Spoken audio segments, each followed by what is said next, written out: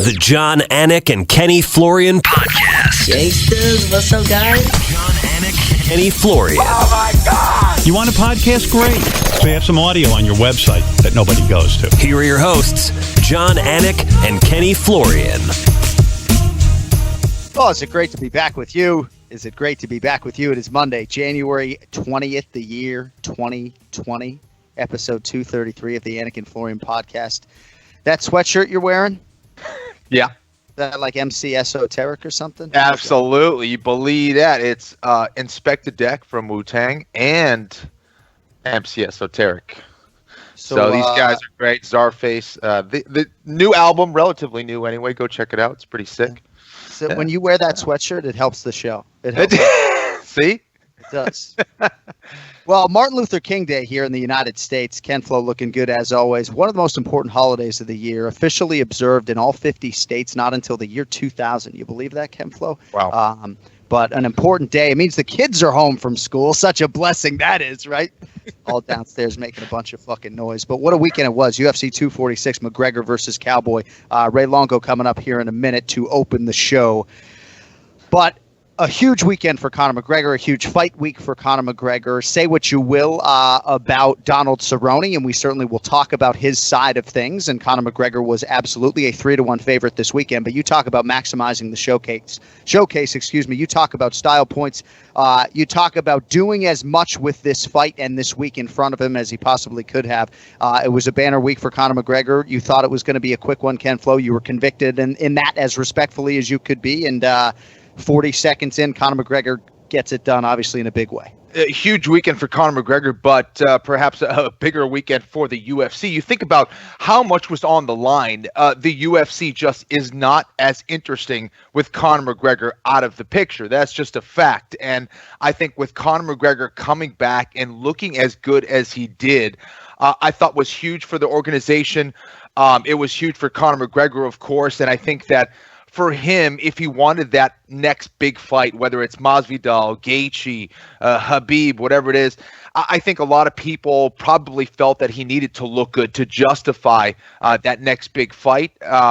He certainly did that. He made it look easy, man, and just an amazing performance. Besides him kind of leaping forward and looking for that knockout shot for his first punch right off the bat, once he settled in, I mean, it was just all Conor McGregor. You know, everyone's talking about these shoulder shots, and yes, We've seen them before. I've worked them. A lot of people have done these in fights. But to throw them with that kind of effectiveness, you have to be super loose, and it's thrown like a whip. And to be able to do it like that with that kind of effectiveness, bloodying the nose of Cerrone. I mean, first 10 seconds of that fight, Cerrone already had a bruised orbital from that knee. His nose was bloody. I mean, it was just complete violence from Conor McGregor to start that fight. It's funny because I was going to lead with you on the shoulder strikes, and I'm glad you referenced the whip because when I was doing the post show with Chael Sonnen and Michael Bisping, I forget who brought it up, but some were suggesting not only was the angle great and the level change with the shoulder strikes, but that instead of maybe hitting with that front meaty part of the shoulder, that the angle was such that he hit with that bone on top of the shoulder. Either way, very damaging, and either way, Ray Longo's on hold, so let's not keep him there. Let's get to the Ray Longo Minute. It's now time for the Ray Longo Minute. I want you to punch a hole in his fucking chest. That's what I want. The Ray Longo Minute. Starring Ray Longo.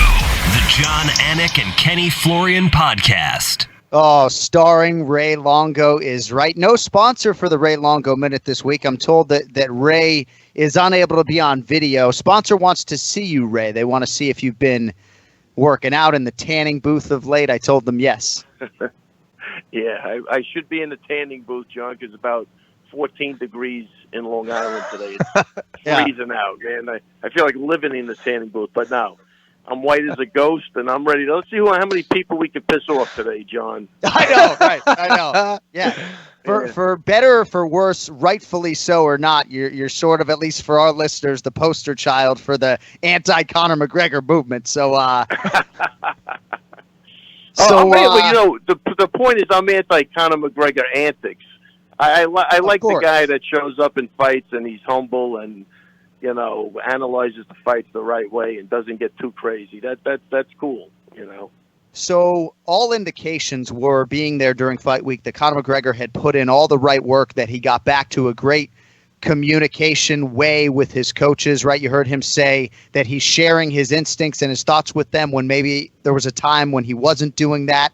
I think they did a great job just moving past everything and focusing on what was ahead of them, being desperate, being hungry. And I thought, even though we only got 40 seconds, Ray, that Conor just looked outstanding. Well, look, man, he definitely showed up to fight. And, it can't be easy with all the personal stuff and everything that's been going on. So, hats off to him. He did come to fight. It's a big win for the UFC. And I feel bad for Cerrone. You know what I mean? Because I like the guy. I think he's been great for the UFC. I was hoping he could overcome his demons and show up and put on a good performance, but it looked like those old instincts, froze him up again. So Kenny and I were talking offline that if I was paid $100 a second in there, how long could I last? Maybe 15 seconds. You just get on a bike and run. I don't know. But from a fight IQ standpoint, and I'm not really bringing it up to be funny as much as I am bringing it up to sort of talk about the Cerrone side of things and why he didn't retreat, and knowing the danger of those first few minutes, why he maybe didn't disengage. I mean, maybe he didn't think he could be overpowered in the clinch. It all happened very quickly. What are your thoughts on Cerrone from an IQ standpoint, and why he wasn't able to adjust despite the brevity of the fight? Man, I got to tell you, I have no idea, besides the fact that what I saw is just a guy that looked like he froze up. I mean, he slips the left hand. I would have thought just instinctively that guy ends up on his back. He almost went over him. Right. And then he got hit with a couple of shoulder bumps, which is definitely nothing new. And he, instead of kneeing or elbow, I don't know what he did. You'd have to ask him what was going on. It looked like he just froze up to me. Ray, for me... I mean, fight IQ, obviously, I think, Kenny, there was no fight IQ. There was, right. I don't think I don't know what he did. Well, I think that was my problem heading into this fight is Donald, he's such a proud guy and he's such a tough guy that he leads with that in a lot of his fights and kind of pays for it. But for all those people out there that are saying that Donald Cerrone took a dive or the UFC paid off Cowboy, I mean, it kind of makes me sick to my stomach to hear that and see that, out there. I think that it's an easy solution, Ray, is you get those people to get hit by a professional fighter, just like Donald Cerrone did, and then ask them if they think it's actually still a fixed fight or not. But, Ray, did you see any of those comments, and what did you think about people? I mean, you've been in the fight game a long time. Does that look like he threw the fight to you? Well, I'll tell you, here's the weird part of that, though, Kenny, is that the rumors, 3 weeks ago, a month, that he was going to throw the fight, and then the fight goes like that. It couldn't have been a worst-case scenario for, if that rumor never came out, I go, right. Yeah. But the fact that it came out, why would that have even come out? And then you see that. So I think it gave those guys that wanted to see that, it gave them traction. And, look, it's a win for the UFC, right? They controlled the narrative of this thing, right? The most bonuses, the most this, the most that. They didn't. Obviously, they weren't going to advertise the guy was coming off of 2 knockout losses. So They did a great job in selling that fight. But the reality was, I feel bad for Justin Gaethje. He just did the same thing to him. Nobody even cared. It was just another fight, Right. And Conor knocks him out. They're gonna ride this thing because. Look, it's a moneymaker. So for them, that was a huge, huge thing. But again, I do think they did a great job of controlling the narrative and highlighting all the good points. And, obviously you don't want to do that as a promotion, bring up the bad points. But, I think when you look at the whole thing, it just gave some of those haters or whatever you want to call them, doubters, just traction. I mean, if that thing never came up, I'm saying that wouldn't have been brought up. But the fact that it was brought up a couple of weeks ago was weird. And then the way the fight played out, I don't know. Because I did see it, and I've had people calling me, what do you think? He didn't get hit with the shin. He didn't get hit with the foot. He got hit with a toe. I'm hearing everything. So I don't know. I mean, I was really hoping that Cerrone. I wanted Donald to win the fight. I really did. I the grandmother thing. Everything just looks like a feel good story if he could get the win. But on the other side, I'm happy for McGregor. Look, the guy, without a doubt, has done a lot for the sport, and he's a showman for sure. And he comes to fight, and he brings an intensity and ambiance to that octagon like nobody else. So, hats off to him, But from a pure fight standpoint, I would have rather seen him fight Justin Gaethje. He just beat Cerrone. Why take a guy coming off of 2 losses? As a fight fan, there's so many great fights to make. I would have, rather have seen that, to be honest with you. Well, and I think a lot of that is that's revisionist history, though, of course. But we've had that conversation, and obviously that might have been a pick'em fight according to Las Vegas, and Conor McGregor wouldn't have been a 3-1 favorite. But people really do want to knock the value and the quality of this win against Donald Cerrone. And even though Cerrone's performance certainly left a little bit to be desired, at the end of the day for Conor McGregor, with all the pressure on him, you still have to go out and deliver. He did do it, I think, a little bit. Well, wait, hang on. He still did do it a little bit quicker than Justin Gaethje. And at 170. And, yeah, well, right. And at 170 pounds. So, Ray, as we do spin it forward, right? But again, but John and Kenny, at that point, he did it at 170. Why would you give the guy a shot at 155 then? Against Khabib? Why would you talk about that? Why not talk about, Usman or even Jorge Masvidal?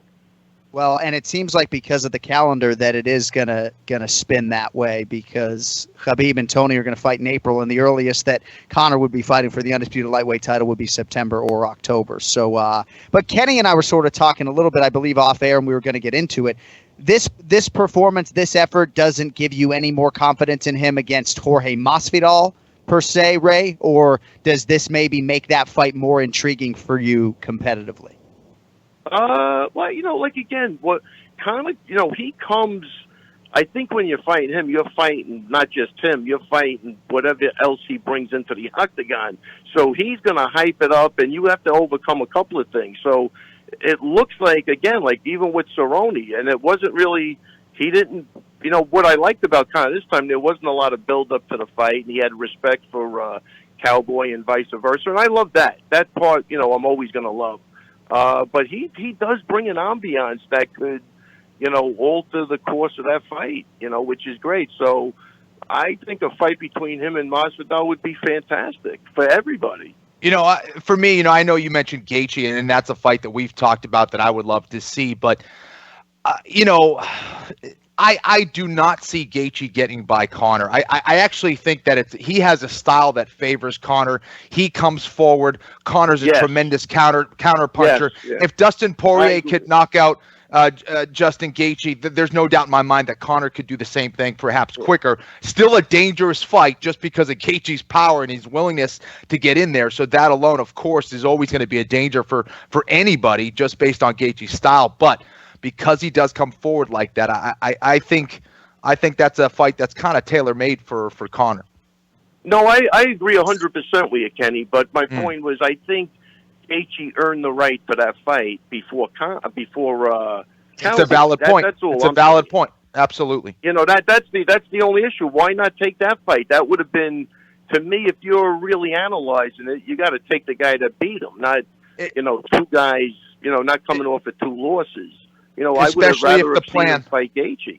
Especially if the plan is to fight Khabib for the belt at 55. Without a doubt. You're in the 155 thing. And like you say, it's a perfect fight. It's more like an Eddie Alvarez fight where a guy's coming forward and Conor's a great counterpuncher. And I think that would have... I'm just saying, linear... I mean, some sort of logic, it would have made more sense. You know what I mean? So... and I think the fans would have appreciated that more. And that's fair.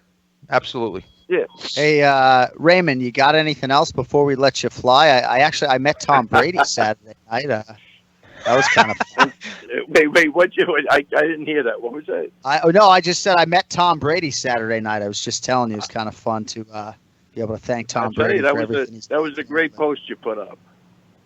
Yeah. Well, thanks, buddy. you got to give Conor credit, man. Everybody came out for that fight. I mean, it was. I don't remember that many people being at a fight before. He had a lot of high-profile celebs. No, he brings them out. He brings the athletes out, especially. I mean, he really has done. Look, that I don't think anybody's come close to doing the job that he's done with that, man. He has crossed barriers with a lot of sports, and you know, it's actually wild to watch. Yeah. Well, I really believe that he's back for legacy and back to add to what he's already done and wanting to prove himself not just as the biggest superstar in mixed martial arts, but one of the greatest of all time. You know, he wants to be mentioned in that George St. Pierre, John Jones conversation, and that's a big reason. That's a big cornerstone of this whole return and fighting season and everything else. Yeah, that'll be great. That's a win-win for the UFC, and it's a win for the fans. Yeah. All right, buddy. Well, Longo's lock of the week, 0-1. You had over a round and a half for McGregor Cerrone, so no 100 push-ups for me this week. I got to tell you, I don't think there's anybody worse than me at this point. You're 0-1. What do you mean? We just started. What about Macy Barber? I thought that was a lock. Bro, you know, everybody did. Yeah, that was crazy. Hats off to Roxanne. What a nice girl, and what a huge win for her. And, you know, speedy recovery to Macy. I think she's a sweetheart with a huge future. And obviously that knee was compromised pretty bad. Yeah. All right, my man. Well, we appreciate your time and your candor as always, buddy. We'll let you fly, man. See you soon, all right? All right, guys. Take it easy. Stay warm. Ray. There he is.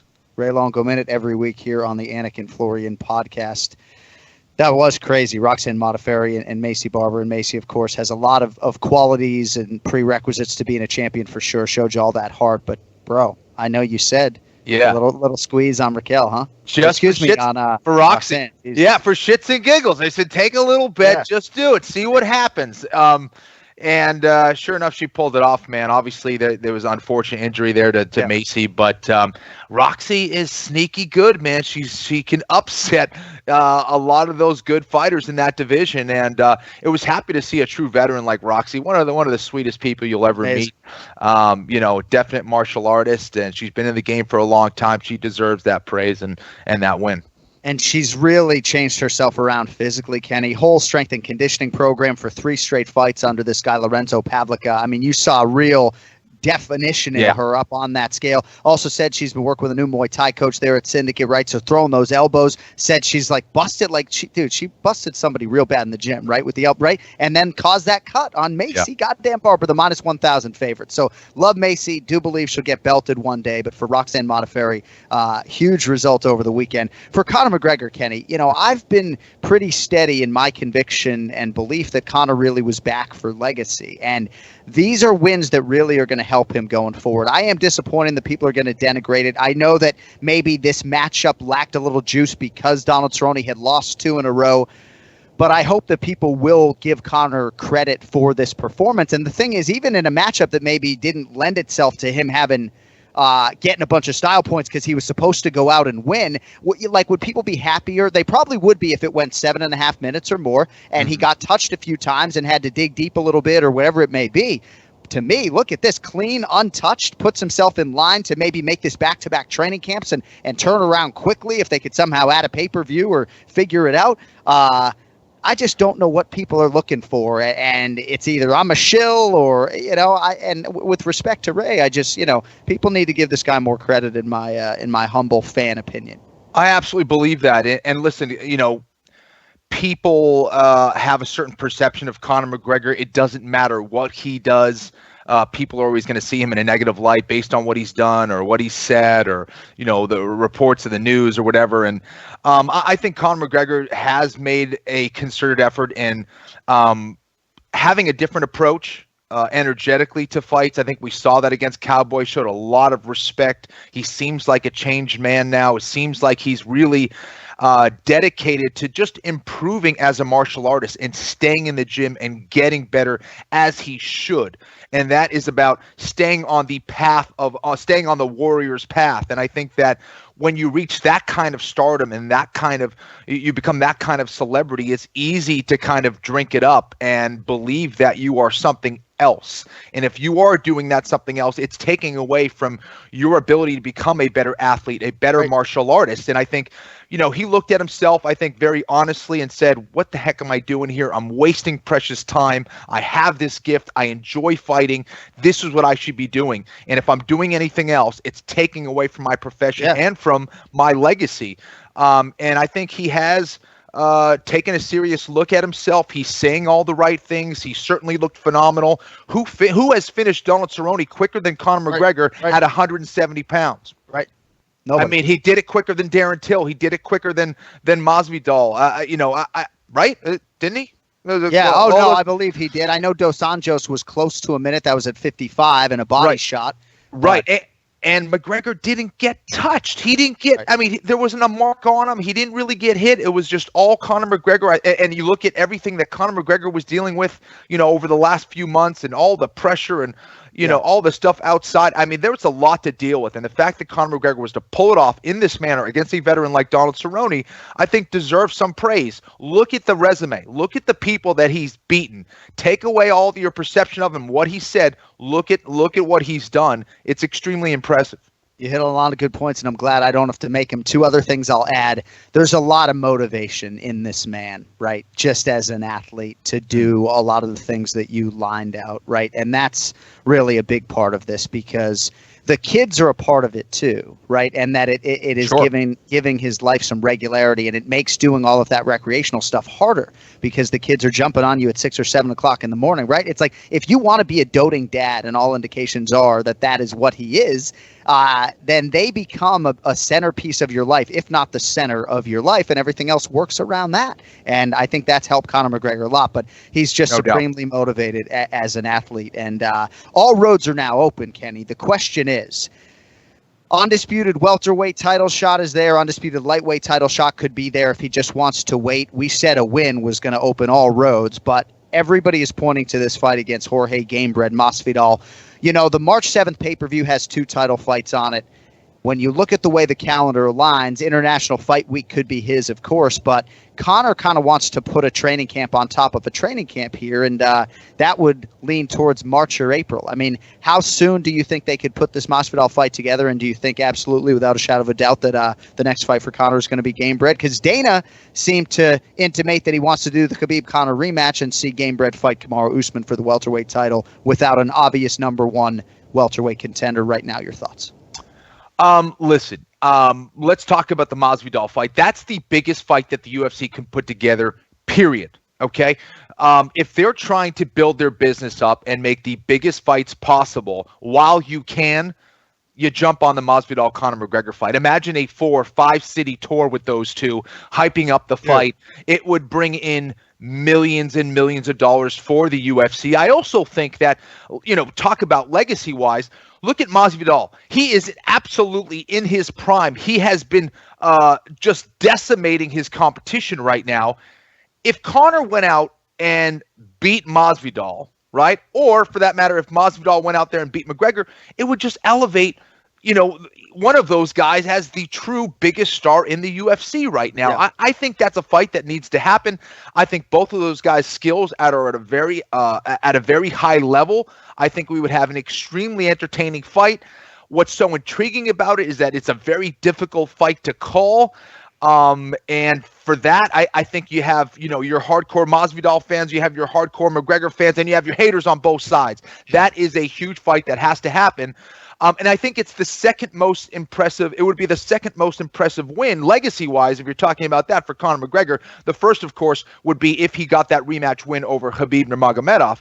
But obviously, with that fight against Tony Ferguson, that would push it a little bit further down the line. Why not fight at 170 pounds? It does not affect him at 55. Just take the fight. He always has that Khabib fight, maybe Khabib's 30th fight, and he either goes out and retires or whatever. So I think the stars are aligning for that kind of fight. That's what should happen. It's very rare that you have two superstars that can fight each other in fight sports. Make it happen. Right. Strike while the iron's hot, right? Yeah. Anderson Silva and George St. Pierre never fought, right? Because the timing in their prime, wasn't perfect at times, you know.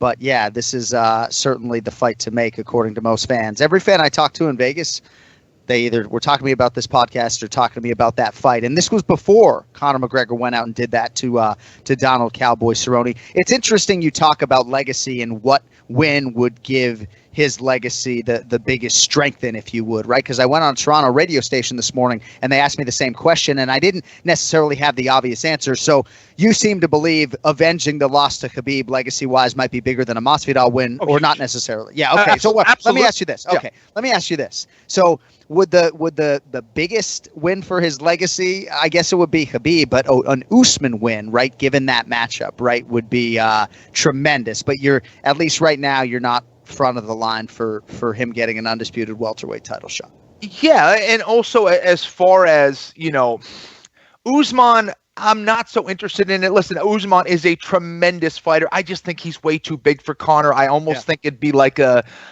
bully style match. I don't know. I think we kind of know what the result of that is. I just think Usman's way too big. That guy is could fight at 185 pounds, you know, and Conor is a true 155 pounder. Masvidal has fought at 155 pounds as well. He's not the biggest 170 pounder either. If we're talking about quality matchmaking, that's the one that needs to happen. And of course, what a story it would be if he was to go out there and beat the undefeated Russian, this guy who has been an absolute juggernaut, a guy who really dominated him in that first fight, to come back and pull off a win against Khabib would be tremendous. And I think it would set up Conor to actually look like a hero in some ways and play the good guy role. Right. And so, I don't know. Well, if Conor McGregor fights again before June, you know, those who suggested that this was a money play, well, you got no choice but to eat some crow. And I've eaten a lot of crow in my days, obviously, as a broadcast journalist or whatever, right? But, like, the dude is back for his fighting season and for legacy, and that comeback, say what you will about it, but it's off to a damn good start. Someone also mentioned Coby Covington on Twitter as a potential opponent, right? Just in terms of the talk. I mean, maybe that fight has some legs at some point down the road. We'll see. So, Ken Flo, one thing before we spin it forward, I just want to say you were so convicted on Conor McGregor early in this fight, right? And it's tough because, like, you're making your picks on Monday. You don't have the benefit of fight week or the weigh-in or anything else. And when you pick a guy to win by first-round knockout, you're also picking some dude to get knocked out in the first round. Yeah. And that's kind of the way it is. And in this day and age of social media, you know, you can't be sure it didn't register on Cerrone's radar. It kind of is what it is. But certainly you kind of felt that this would be one-sided, and that was the way it went down. I felt strongly about it. You know, I hate that. I hate having to pick against another fighter, especially saying that the guy doesn't have much of a chance. You know, Cerrone did have a chance. I just didn't like, assuming both fighters came in the way that they typically come into a fight and the way that their skills match up. I didn't love that fight for Cerrone early. He had to get by that first round and kind of get his wits back in that second and get his mojo back in order to do something against Conor, in my opinion. And obviously he never got there. Another thing I will say, it's also hard to judge Conor off of a 40-second performance as well. Sometimes it's a little bit too quickly. It's impressive what he did for that amount of time.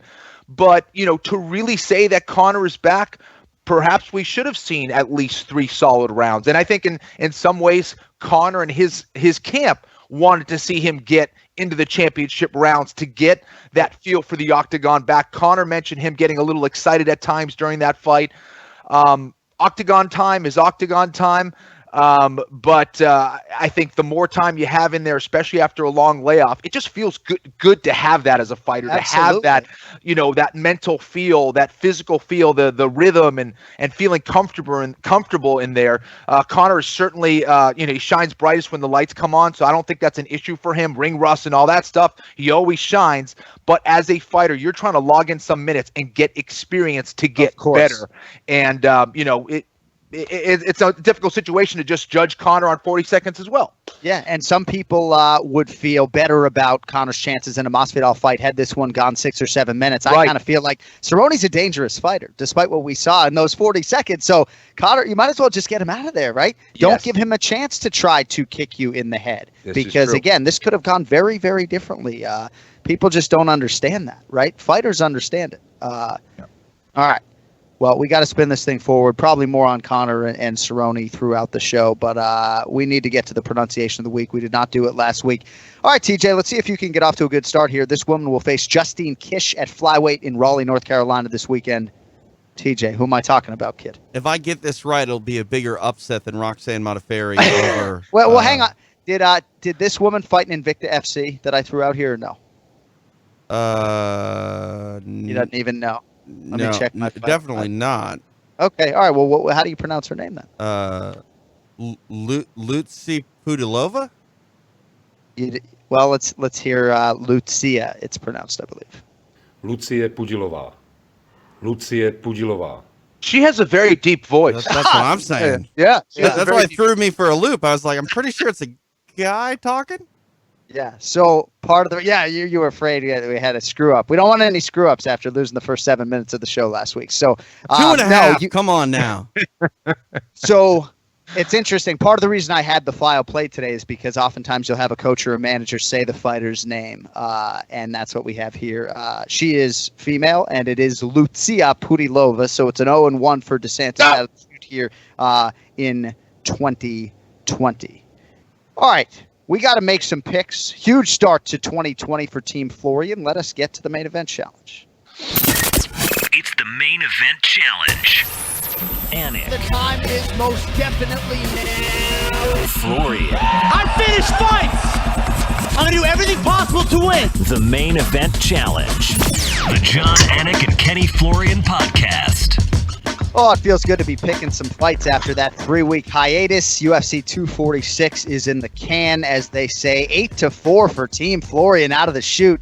No such issues with a slow start here in the new decade. If you want to know about the dispersal, 3 points for Conor by first-round knockout. Also, the under a round and a half. Ken Flo convicted as ever. Both got 3 points for Holly Holm by decision. So you get Holly, the decision, of course, 3 rounds, which you had accurately. Otherwise, not a great week, but we spin it forward. It is UFC Fight Night. Blaydes versus Dos Santos. 5 fights for us total. We will start in the strawweight division. Angela Hill minus 165. Hannah Cyphers plus 145. Angela Hill, busy 2019. She fought 4 times. At least one of those on relatively short notice. She went 2-2 on the year. Here she draws the no-nonsense North Carolina native Hannah Cyphers. Ian Parker, nice to see you. Who do you have here, Hannah Cyphers or Angela Hill?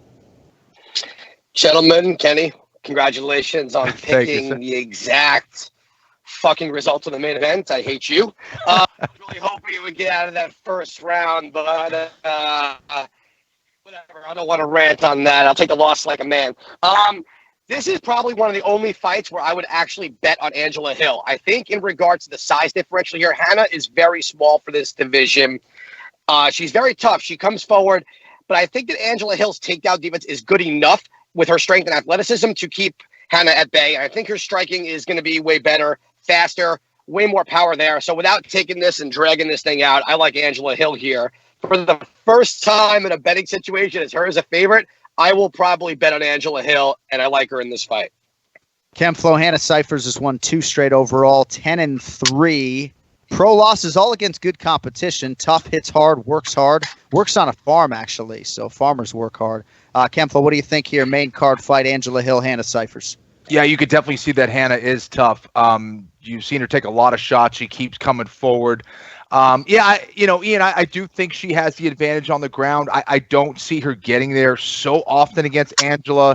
I see Angela really kind of getting on her bike, sticking and moving, stopping the takedown. She's going to be faster on the feet. Hannah's just a little bit stiff, a little bit robotic with her striking at this point in her game from what I've seen so far. So I like Angela Hill in that one by decision. So, Ian, when you say I'm not going to draw this out, does that mean you were surprised I asked you to pick this fight? No. I just feel like there's some a more decisive pick, and I think this is one of them. If I was to give betting advice, I actually am surprised Angela Hill is only minus 175. Basically, if you go and look at who Cypress has fought her last fight, she fought someone very short, very one-dimensional. Angela Hill has the tools. This is a very good matchup for Angela. So I really love this fight at minus 175. All right, moving on to featherweight Arnold Allen, the prohibited minus 275 favorite against the father of two daughters, old reliable Nick Lentz, who comes back at plus 215. Now, I say old reliable, and some are like, is he old reliable? Nick Lentz has 14 UFC wins. I think Ken Flo has 12, if I'm not mistaken. By the way, Ken Flo's winning percentage pretty goddamn high with the 12 UFC wins, by the way. But 14 UFC wins for Nick Lentz. Only 34 fighters in UFC history have 15 wins or more. So this guy finds a way. But, Ian, he's the dog here because Arnold Allen is 6-0 in the UFC. What do you think, Ian? Arnold Allen, Nick Lentz here at 145 pounds. I absolutely love Arnold Allen as a prospect in general. I think he's the real deal. I think in that last fight against Gilbert Melendez, he showed that he's got all the tools to be a true threat in this division. I think this is such a smart fight for him to not just rush up the ladder. I love Arnold Allen here. I think Nick Lentz, old reliable, is a great name. He's tough. He will come ready to fight. But I think Arnold can handle the bull rush. I think he can handle the wrestling. And I think he's just going to pick him apart on the feet. I love Arnold Allen here. Kenny, Arnold Allen ranked, I checked this morning, number 15 in the world. Yes. He was actually going to face 10th ranked Josh Emmett in this fight, or in this spot on this card. So that would have been a great fight, obviously. And he's beaten some tough competition along this 8-fight winning streak. You like him here in Raleigh against the UFC tested Nick Lentz or what? You know, I do. I think that Nick Lentz, if he's able to get in on those legs and take him down, I think he'll really give a lot of trouble to Arnold Allen on the ground. Arnie, not really known for his ground game. And I think off of his back, Nick Lentz could win a lot of rounds. But on the feet, Arnie just has such a big advantage. I think he's a lot quicker. He's got the knockout power. Nick Lentz tends to struggle, I think, in the transition and the in-betweens, utilize going from the striking into the takedowns. I think he might get caught there against someone like Allen. So I like Arnold Allen there as well. Have you trained with Arnold Allen, Ken Flo? I have not. He does train at TriStar, and I hear a lot of good things about him. And, he missed out on a great opportunity there against Josh Emmett. That was a big fight. Yeah. And you got to think he's getting a ranked opponent to put that one back together at some point. But I heard you call him Arnie Allen. So Arnie. I kind of figured that there was maybe you heard Faraz or some of those guys referring to him as such. Yes, they do. They do. They call him Arnie. Yeah. See, I was kind of thinking I should have named my son Arnold Anik. Call fucking little Arnie. I wanted to name him Pedro. My wife did not like Pedro, but we got to move on, guys. Got to move on. At bantamweight, Alex Perez minus 255, Jordan Espinosa plus 205. So Team Oyama's Alex Perez 9-1 spanning his last 10. Espinosa, born in Connecticut, trains out of New Mexico. Contender Series guy, plus 205 underdog here. We will lead with the flow. Alex Perez, Jordan Espinosa. Who do you have? I like Alex Perez here. I obviously haven't seen a whole lot from either guys necessarily, but for Espinosa, I just think it's a little bit too early to go against someone like Alex Perez. I think Perez gets the win here. What do you think, Ian? Perez minus 255. Fairly pronounced here. I thought it would be a little bit closer, but I'm probably one of the few guys that's seen all of Espinosa's Contender Series fights. I mean, what do you think? Perez, the more known quantity, obviously. If you're the only other person, then I'm the only person that's seen Espinosa betting on him in the Contender Series, because that gave me something to do on Tuesday nights with my addiction. So I agree here. I actually kind of like Jordan Espinosa in this spot. I think, his last fight against Schnell, remember, Schnell's no slouch. And obviously, to Kenny's point, Schnell has gotten better on the ground. And Espinosa was actually winning that fight until Schnell caught the sub, even though it really didn't take that long. Very good wrestler, which I think he had. I know Kenny probably doesn't love that play, but I think Perez getting a decision win over a guy like Mark De La Rosa, I was expecting him to really dominate and get a finish in that fight. I think Espinosa with the odds here is a pretty fun play. I think he's a little live, only because I'm already down 4 points because Kenny was literally perfection on that main event. I'm going to roll the dice with Espinosa's wrestling and think that it's going to get put on his back. And if he does, he can grind out a decision here. I don't love Perez's takedown defense. And Joey Jiu-Jitsu showed that a little bit in their fight. So I'm going Espinosa as the underdog here. That may change because I need a little bit more time to watch both guys on tape. But from what I've seen, I think Espinosa is a live dog. And I like your analysis, what I heard of it with that fucking Wi-Fi. Co-main event. Far more known quantities here. Former lightweight champ, all-around good egg, Rafael dos Anjos, minus 260. The Ultimate Fighter Lives, Michael Chiesa. He will always be introduced as such here. Tough Lives, Michael Chiesa, plus 220. Outstanding co-main event. I'm excited to see it, Ian. What do you think here about Chiesa's chances as a plus 220 dog against RDA? You know what? At first, I was really leaning RDA because of the striking difference here. But after watching Chiesa's size difference and the way he was able to manhandle at 170, and it just becomes a grappling match, which I think it will, dirty against the cage. I think Chiesa's going to be the much larger guy. I think the height difference is going to make a huge difference in that clinch. I think I'm going to roll the dice here and take Maverick. I like him here. There's something about that size. He just looked healthier. That weight cut didn't bother him. He seemed super confident. He knew what he was doing. There was no second guessing in that game plan. As much as I am a big RDA fan, I always have been, I think Chiesa's going to give him some problems. So I'm going with the underdog also in this fight. Yeah, it's very interesting. Huge spot for Chiesa. It is the co-main event, so I will get your method of victory in a round. You got Chiesa the dog in our scoring system. That would give you an extra 2 points. How's he get it done? Oh, man, he's not knocking out RDA. I don't think he's ever knocked out anybody. So if he's going to do it, I think it's going to be a late round submission. I hate to say round 4 sub. I'm going to go round 3 sub. I'm hoping he's able to take the back of RDA and finish by rear naked choke. If he Ken Floss, look at his chops that you were going to go round 4 sub in a 3-round fight. You see that? Yeah, that would have been impressive. Imagine if he pulled that off. Can you imagine? Yeah. I caught myself. That's like the video game where they just one of those like glitches and you got broken and Anik caught yourself. Glitch going on in the game. Yeah, speaking of glitches. Thank you. Yeah, speaking of glitches, TJ, right here in every other goddamn word. Hey, Ken Flo, so some research this morning. Dos Anjos tied for 7th on the UFC's all-time wins list. Wow. But he has lost 3 of 4 overall, most recently to Leon Edwards. Only losses, though, since 2011 have all been to elite guys. So 6 losses for Dos Anjos since 2011. 5 of them have been to fighters who have a UFC championship belt of some kind at home. So only really loses to the top guys. That's not what he's facing here. Chiesa could go on to become that. Yeah. But these are the fights that Dos Anjos has made a career of winning. Chiesa going for 3 straight wins. Carlos Condit, Diego Sanchez. Now he gets RDA. Who wins the co-main? How do they get it done? Well, thank you for setting that up because that's exactly why I'm picking RDA at this point. Michael Chiesa might be that guy, but as of right now, I just don't see him beating. Beating RDA. I think it's going to be difficult for him to get those takedowns. I think that's where he could win this fight. I do think that in a lot of ways he'll be the better grappler against someone like RDA. However, RDA isn't bad in that department either. I think his leg kicks matching up against Chiesa, I think will be the difference. If he's able to slow Chiesa down, I think it will only get worse for Mike. Michael really needs to get in the clinch, slow RDA down, grind him down, and then in that second and third, really kind of turn it on and try to hit some takedowns there. If he's able to do that, Chiesa could absolutely win this fight, and it would be cool to see him do that.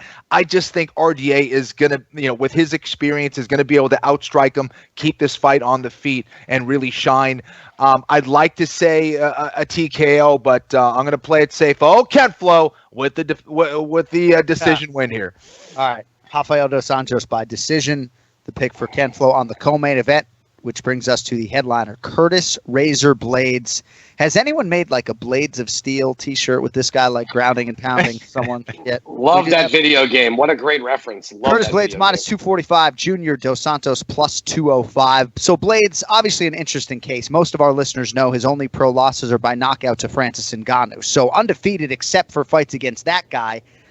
Kind of needs Jairzinho Rozenstruik to beat Ngannou in Columbus to open up a championship path here in 2020. But if he gets past Junior Dos Santos, it's a huge feather in his cap. And I think he'll probably realize a title shot this year, I should say, if he wins. Ian, what do you think? I mean, he's really starting to brutalize guys on the ground. JDS's takedown defense is obviously held up in the past, but has been tested by a lot of wrestlers. What do you think about the main event here in Raleigh? And give us a prediction.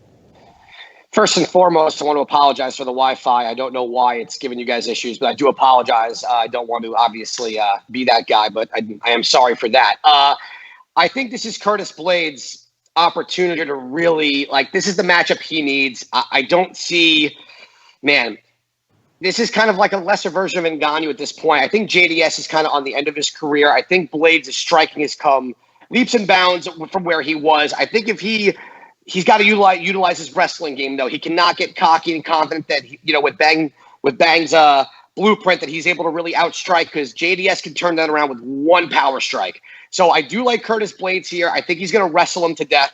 All right. I think it's going to be, I hate to say, a 5-round decision here for the heavyweights. So I think he finishes JDS on the ground by ground and pound in the 3rd round. I think that is the only way he really gets this done. I don't want to see him try and jab his way to victory here. He's got to use what got him to where he was, understand his identity, and use the striking just to set up those takedowns. So I'm going Curtis Blaydes, 3rd round TKO. Ken Flo, Junior Dos Santos had to pull out of a fight late in 2019. His last fight, Francis Ngannou on the wrong end of that in the main event in June in Minneapolis. Then he was on Dancing with the Stars Brazil. And I'm interested to hear the media ask him about it this week. And I can assuredly tell you, without hearing what he has to say, that he's going to say it was hugely beneficial for muscles that he's not working otherwise and everything else. I'm curious to see him back here against a really tough stylistic challenge in Curtis Blaydes. What do you think about the main event matchup and who gets it done, kid? This is a really tough one for me to pick. I feel like Junior Dos Santos will actually change as a fighter, even within the actual fight. You'll see, flashes of brilliance, and then you'll see him really kind of shut down with his offense a lot of times. He's not an easy guy to take down, though. I think Curtis Blaydes does have a good wrestling background. I think he could be dangerous with his own striking as well, does have some power. But I think he's going to struggle, especially early on with his takedowns, I believe. I think he could start to hit those takedowns a little bit later in the fight, perhaps, as he slows down Junior Dos Santos and keeps him guessing a little bit. But I like Junior Dos Santos here. I actually think he's going to be able to stop a lot of those takedowns. I don't think it's going to be a pretty fight, but I think Dos Santos will outpoint him enough to win rounds and win by decision. JDS by decision for Ken Flo. 13th UFC main event for the former champion Sagano. I absolutely love that. Ken Flo, do you have an impression of Junior Dos Santos? Maybe next week if he wins, you can give us one. I need to watch some video and really kind of analyze a little bit better. Next week, yeah. I'll give you a hint. I tried to get one good enough for air today and couldn't do it, so I'm going to leave you with that. But you have to be smiling when you're delivering the lines, Absolutely. I think, because that's a good way to capture it. All right, Ian Parker on social media at Parker Cage Hero. Thank you, buddy. We will talk to you next week. Yes, sir. Thanks, guys. Looking forward to it. Kenny, I'm making the comeback this week. Don't get comfortable. There we go, baby. See you, Ian. All right, UFC Fight Night. Blaydes v. Dos Santos, wall-to-wall on ESPN Plus coming up this weekend. All right, before we go, Ken Flo, I know you were off to the United Kingdom. Yes. Ian, you can hang up your phone. TJ, can we get rid of this guy? The duck. See ya. Bye. Thanks, bud. Love you. Hold on. I thought TJ wanted to kick me off. I was giving him the opportunity. Peace. Love you guys. See ya, buddy. What a creep, just hanging out in the corner like that. Weirdo. Seriously. Are they going to bring me back on and ask me about Conor? Nope, not today. Not today, because we got to talk about Ken Flo's seminar in the United Kingdom. So Ken Flo's in all likelihood not going to be with us next Monday here on the Anik and Florian podcast because he's going to be in the UK doing a jiu-jitsu seminar. He may join us by phone. So I know you're going to be across the UK. I know if people want more details, they can go to your Instagram or your social media at Kenny Florian. I know some of these cities, it is standing room only at this point. That's the hope. There are still spots available, as I understand it, in some of these spots if they want to train and meet you and all of that stuff beginning next Monday, January 27th. That's right. I'm actually heading to the UK on Saturday. I'm excited to be there. Got a bunch of seminars lined up and can't wait to train with you guys and have a good time. How about that? Yeah. Ken Flo's UK tour begins 1 week from now. We got to get on out of here. I don't know if you have any final thoughts. I did want to ask you before we go about Alexei Oleinik and Maurice Green because I know you saw that fight. And even just hearing the word scarf hold sounds uncomfortable to me. Definitely want to laud the toughness of the crochet boss Maurice Green. But how about Alexei Oleinik, right? Getting it done at this stage of his career. Had the Quintet Ultra grappling appearance against the King, Gordon Ryan, this summer. Those two, I think, have aligned. It was hard for me to hear in my call with Oleinik. A few things got lost in translation, but I believe they're going to train together in the future. And I don't know, man. Jiu-jitsu is just so fascinating for me. My favorite way to see a fight end is by submission. And this dude, Oleinik, and the squeeze, there were just so many angles to this. I want to give you 60 seconds on that. You know, this is such a testament and such a win for grappling in general. I mean, how many 46-year-old veterans with well over 50 fights could do that as a striker in the UFC? It's a difficult thing to do as a striker, you know, seeing all those miles, but as a grappler, you could still be very dangerous, even, you know, at his age and the amount of fights that he's had. It was really cool to see Oleinik go out there and get the win. You know, he's not the fastest guy out there, but man, he makes it work. He's extremely effective. He's good at finishing fights.